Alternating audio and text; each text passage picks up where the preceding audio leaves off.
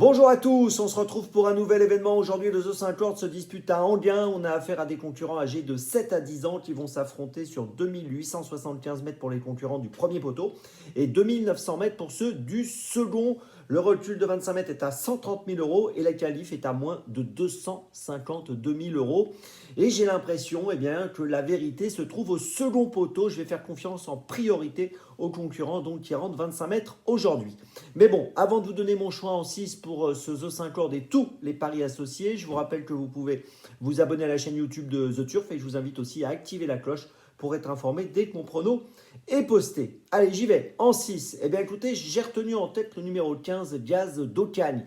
Il trouve un bon engagement, c'est donc l'un des plus riches de la course. Il a 249 830 euros de gains à son actif.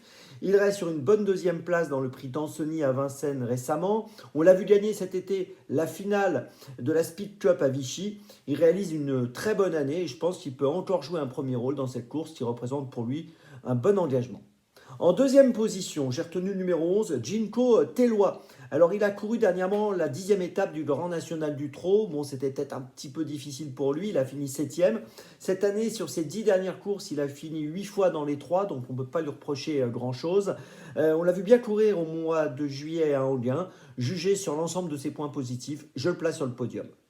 En troisième position, j'ai retenu le numéro 10, Éternel Amour. Lui aussi est très régulier. Ses 10 dernières courses, il a fini 10 fois dans les 5. Donc on ne peut pas faire beaucoup mieux.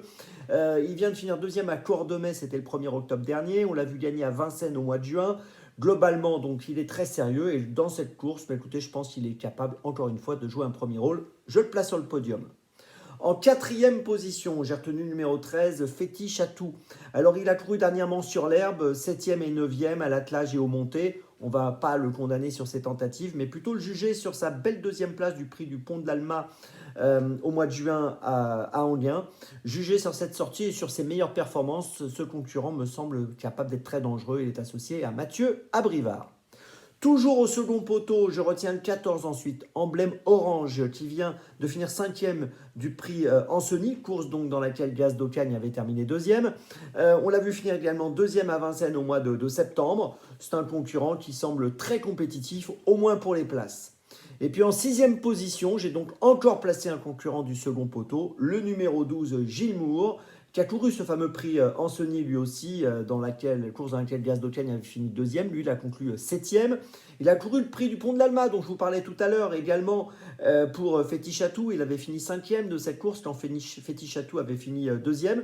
Voilà, c'est un concurrent qui est barré par plusieurs adversaires, mais pour une 4-5e place, il me semble capable de venir s'immiscer dans le The 5 ordre.